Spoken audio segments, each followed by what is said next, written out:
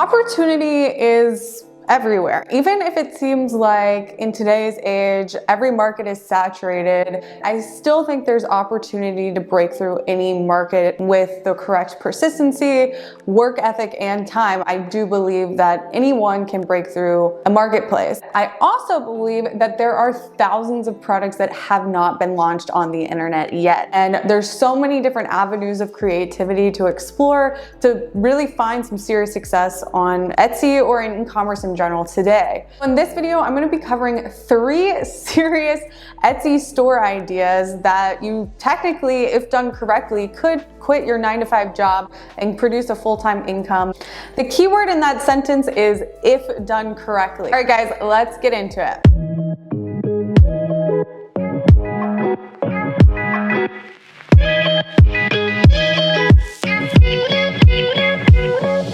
I'm not only going to share these ideas with you, but I'm also going to give you the strategy of how I would go to market with these ideas, the strategy that I would personally use if there was infinite hours in the day and I could capitalize on all these opportunities. I can only give you scenarios of exactly what I would do coming into that space based off my previous experience. It's not to say that my way is the best way or there isn't other options to go to market. Let's look at the first type of store idea that I think would actually do really well if I went into it. And this is the holiday store niche. And the model that I would use for this is a print-on-demand model, which is a very popular type of selling today on Etsy. The rest of my ideas are not print-on-demand, but I thought I'd throw one in there since it's a really hot topic and people are really into this print-on-demand model. Now, going after holiday-specific trends is awesome because holidays are all year round, and that means that you're going to have consistent sales all year round if you do this correctly. There is always another holiday around the corner, which means there's like endless product idea opportunities for you to make in this niche. If you don't know what print on demand is basically when you use a company like Printify as a production partner to bring your products to market. So as you see in Printify here, you can go into a catalog, and essentially what Printify is it's a somewhat of a marketplace here where they have hundreds, if not thousands, of different types of blanks that you can print your designs on. So for instance, if I wanted to launch women's t-shirts here, I could go ahead and select a t-shirt, which we see this guy is a bestseller, the Bella Canvas 3001. Essentially, if I wanted to sell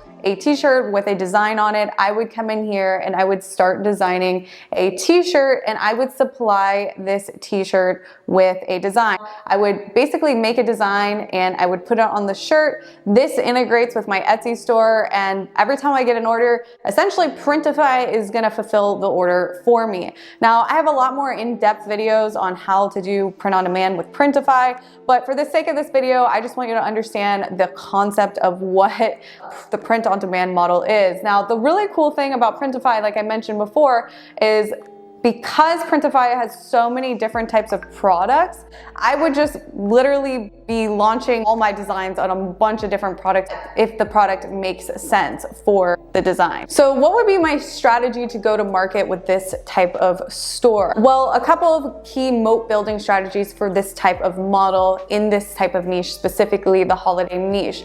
If we look at most of the best-selling stores that do print on demand, there's a couple of features that they have in their store that is why they're so successful. The first one is because they have many listings. The people that are really at the top in print on demand don't just have a couple of hundred listings, they have thousands of listings. Having over 1,000 listings is what I would shoot for. Not per se when I go to launch, but having that in mind that I want to have over 1,000 listings as fast as I can. Another key element to being successful with this type of model is having the most unique designs. The competition is super fierce because there is that low barrier of entry. That means that you need to be coming into the space with really cool and unique designs. I also want to make sure that I have many variation options. So if you look at a lot of the top sellers, basically you have an entire store in one listing in some cases, just because they offer so many different colors and so many different sizes. Another key element with the print on demand is using lifestyle photography versus white background photography, which is something like this compared to this. This is like a very amateur mistake that I see with a lot of print on demand sellers, is they try to throw out just the mock-up and hope that it sells. Either either need to do your own photography where it's staged in a lifestyle setting, or you need to buy mock-ups and then place your design on the mock-ups,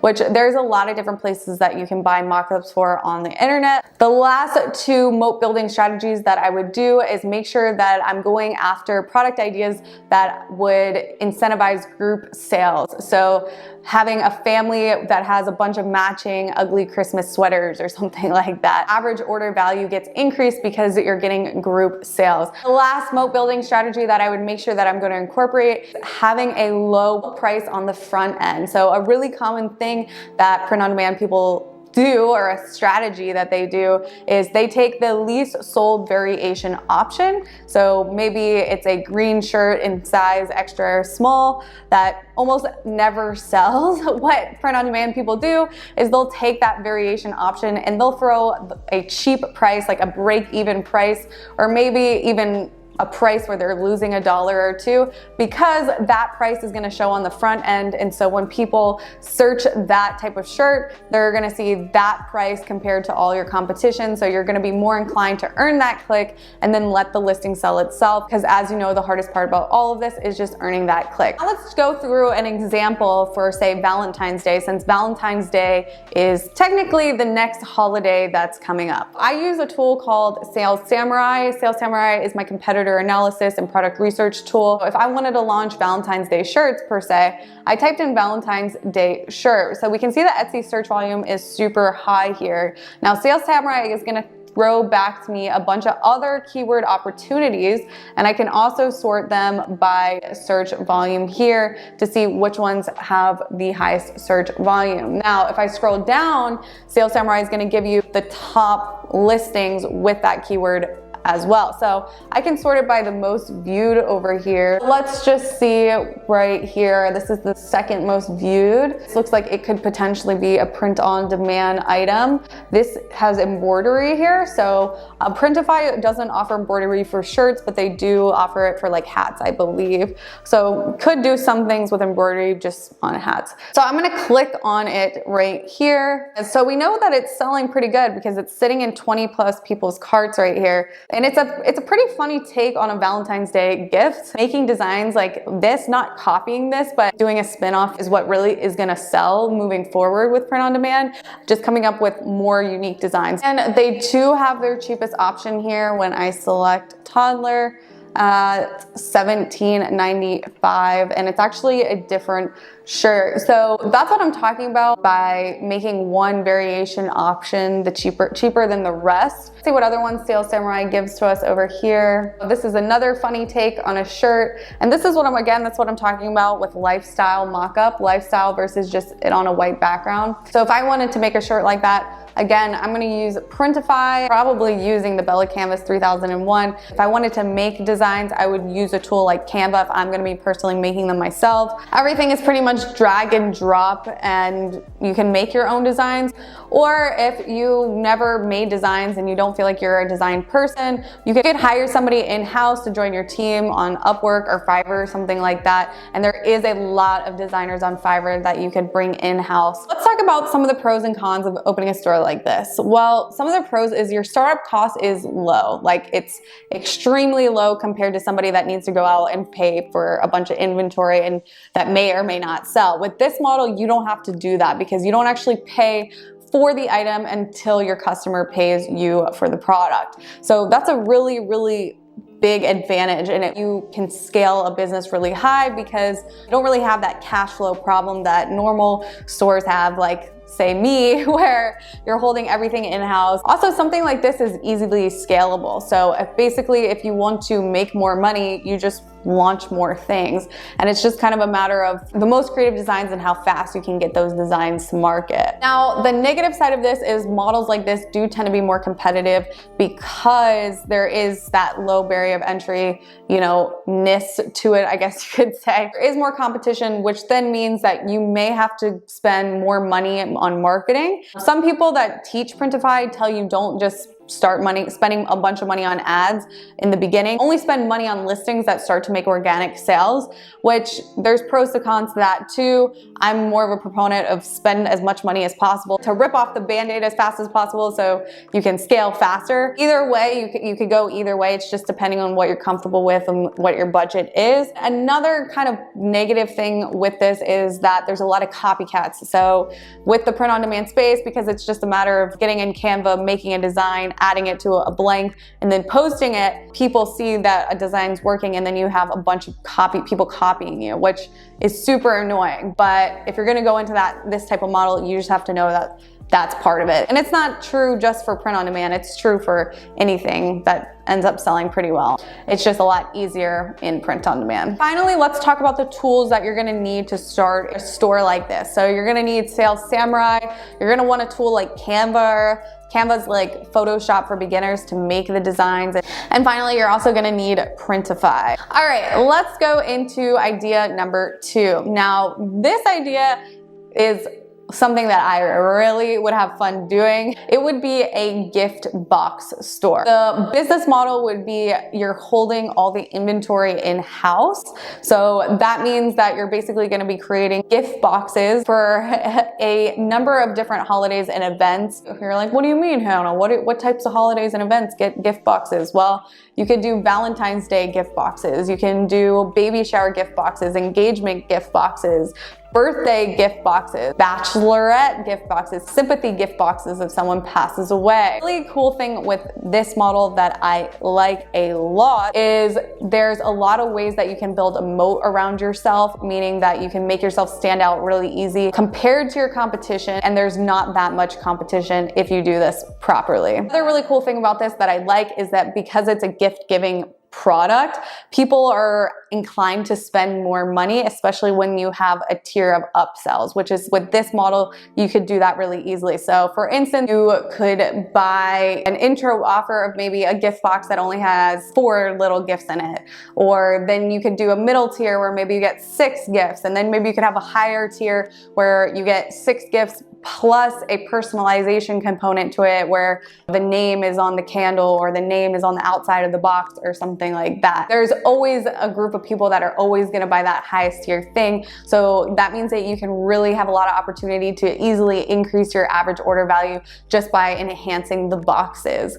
If you did do this properly and made it scalable, people are gonna be more inclined to come back if they had a good experience with your store for giving gifts for other things, because your store is going to be easily rememberable. Also, a big way that I would build a moat around this type of business model is that personalization component. So it may require me buying some machinery or special printers so then I can print out stickers that have personalized names on it, or was able to print like cards that you put in with actual names in it as well. Let's look at an example. So when I type in gift box here, we have a significant amount of search volume. So the first one we see here with 12,000 views. Let's go ahead and give this guy a look. So this is a housewarming gift box. There's another idea. It's in 20 add to carts, 100,000 sales on this store. And all you're getting is a succulent, a candle, and some matches. So if I was gonna do this, that would just be my intro offer. And then my next tier would be maybe like 2 wine glasses or something like that.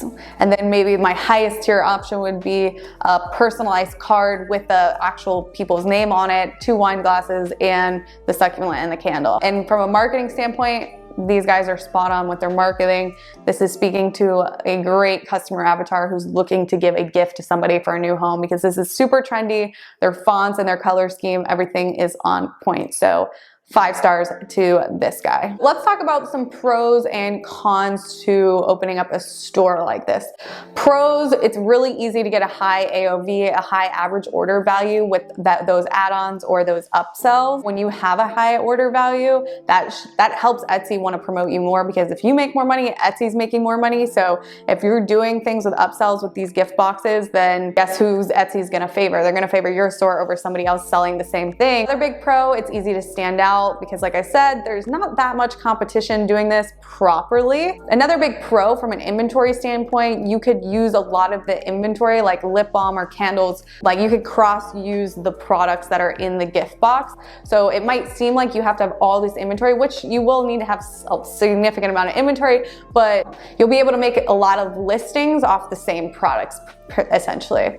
Now, some negatives to this, the startup costs are going to be higher than a print-on-demand model. You're going to have a lot of SKUs. So to do this actually properly on an operational standpoint, you're essentially, what you're selling is a bundled item. So you're selling a box that has essentially, 4 products in it. So to track all that inventory properly, technically, if you had a candle and a succulent and lip balm in one box, right? The candle, the succulent, and the lip balm would all need to have separate SKUs. If you do use the candle and other bundles interchangeably, you would somehow need to be able to track that inventory. So if I sell a candle in a Valentine's Day gift box, but then I also sell a candle in a sympathy gift box, we'll deduct the inventory as a bundle over here and over here. It's not like you can oversell product. So that would become very much a headache, because if you don't track your inventory on a SKU level, that means that you have no way to really track your inventory